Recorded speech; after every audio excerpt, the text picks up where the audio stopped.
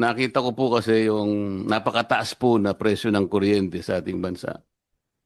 Naisip ko, Mr. Secretary, na imbes na ayuda na lang ibigay natin na wala namang datos kung na ito'y naibibigay sa about 25 to 27 million Filipinos, hindi ba maganda ka ako sa bill ko na lahat ng kumukonsumo ng elektrisidad, let's say 200 to 234 kilowatt hours, ilibre na po natin yun.